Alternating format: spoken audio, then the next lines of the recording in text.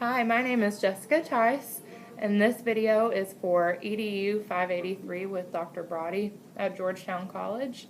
I'd like to introduce the teacher that I'm working with for confidentiality reasons. She will be known as Mrs. V.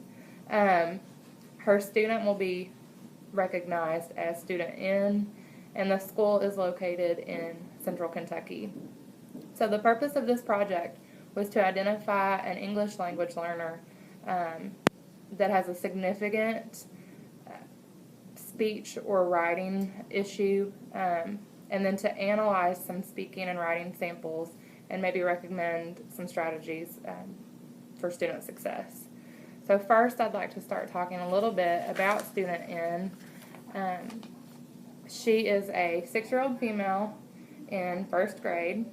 She lives at home with her mother and father and older brother. He also attends the same school. When speaking to her about his progress or speaking to her parents about his progress, he does very well.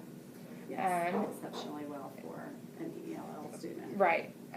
So that kind of gives a little background on maybe what the home structure is like. They work really hard on reading and writing at home. I know they're very interested in having both children reading and writing in Spanish on top of reading and writing in English. Her mother is currently working as a housekeeper, and her father works for a manufacturing company. And they moved here from Chihuahua, Mexico, so that her father could work here in the cattle industry. Some other things that I would like to mention are some of student N's hobbies. She told me that she's very interested in horses and puppies. She likes playing with her brother and helping her mom cook. And in your journal samples that you have her write, she writes about some of those things. A lot of the pictures are about her brother. A lot of the things that she wrote about involved puppies or things that she's really interested in. Some other things at home, she has a lot of Hispanic friends in the neighborhood that she can play with and speak Spanish with, whereas in the classroom it seems like she is the only female Spanish speaker. I'd like to move on and talk a little bit about some of her scores. So the first thing we can talk about is her benchmarking. And benchmarking is a level that a student reads at that shows what types of books they need to be reading, what types of skills they need to be working on. And as a kindergarten teacher, we want our students leaving kindergarten at a D or an E. What do you typically look for a 1st grader to end the year on? The requirements and the suggestion from Fontes and Pinnell, which is Rigby benchmarking that we use to benchmark at, was revised recently, and it is now a J. A J. It was an H prior to this year, and this year it is now benchmarking with 95 or greater % accuracy, and that would include comprehending at level J. So when I spoke with you earlier to get some information on student N, she was benchmarking at an E. Yes, when she came back from the summer, we benchmarked the first few weeks of school, and for whatever that's worth, because they're new, it's a new teacher, it's a new year, but also a lot of our students that are ELL will have not spent a summer reading a lot. Right. There will be more speaking in their native language at home and reading and other things. So she came back in at a C. Okay. And then at the end of the 1st quarter, she was at a CB. Okay. I don't think she was at quite the 95th percentile for D. And then at the end of the 2nd quarter, she was an E. And we most recently benchmarked her on February the 8th, and she read at a, drum roll please, G. Oh my goodness, that's awesome. 98% Awesome. answered all questions with not a hesitation. Wow. So she's even made progress just from a few weeks ago when I spoke with you about what types of books and levels she was reading at. Once we get to the level E, I think they have a skill set and a toolbox, and I think that she's working hard with that. Oh, that's awesome. Yeah. Some other scores of hers to go over, because we want to take these into consideration when we make recommendations for things to work with her on. Her MAP scores. So when I looked at her MAP scores For math in the winter, she was in the 27th percentile. And in reading, she was in the 40th percentile. And from what I understand, your school has some pretty high standards as far as what they set for their students in first grade as a whole for math and for reading. Is she in the middle range, on the lower end, or the higher end for what you see typically in your first grade?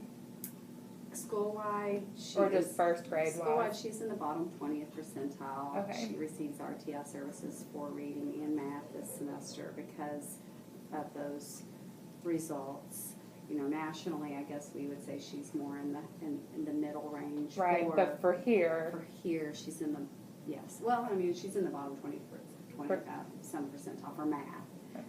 She seems to struggle more with math than she does reading at this point. your other ELL students, in comparison, is she more average or slightly below or slightly above in comparison to just your ELL students? Well, I have one that recently moved, and he was kind of an exception to the norm because he excelled. He just had that driven personality, and then the remaining ELL students are similar. Okay. Similar, a little. They're both of my ELLs this year are kind of shy, quiet, and not as verbal initially. As the other so student she's was. same as Okay. others in the room. And then the last set of scores that I would like to go over, which I'm sure you have already seen, her WIDA Access scores for every category except for writing. She was in the entering level, which is very low. It looks like she did make progress from kindergarten to first grade, not a drastic change. And then in writing, she was in the emerging level, and on the higher end of the emerging level. So that was nice to see. It seems like based on those results from her WIDA Access score, she does qualify for quite a few accommodations or services from the ESL coordinator. And in the regular classroom too. Right. You know, there's a lot of visual opportunities and manipulatives to support her math understanding and Yes. And then I would like to kind of move on to just mainly some concerns that you may have with her in the room. Is there anything about her accent or her speech that you notice that's concerning?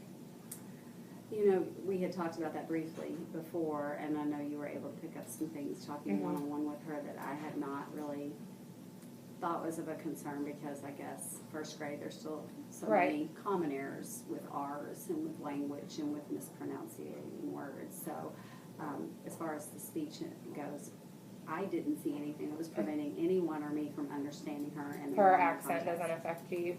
No. But it could be that it is, and it wasn't me. No. Yeah. And then I know you had mentioned some things about she takes an exceptionally long amount of time to process when you ask her.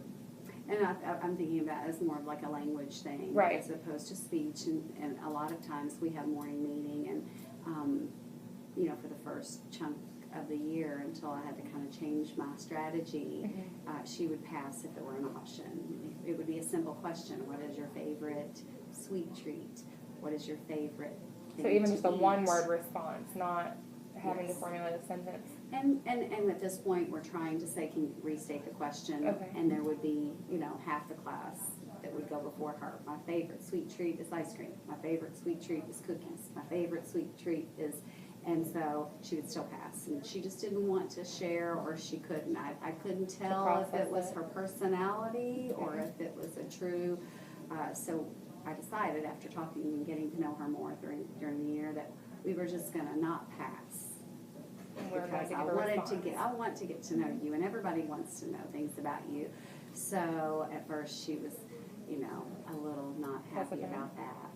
But she's gotten better. Good. Yes, she shares every time now. So when you look at her writing, do you have any major concerns as far as how she's progressing in writing, or anything that you're really worried about?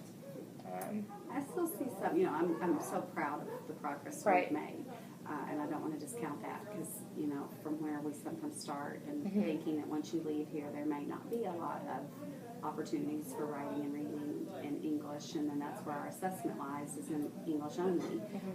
So I don't want to discount the progress, but at the same time, sometimes I do see a lack of phonemic awareness and phonics in her writing. It'll sometimes be letters that don't make near have anything to do with the sound. And I'll go over those types of things in her samples later on. So that's Okay.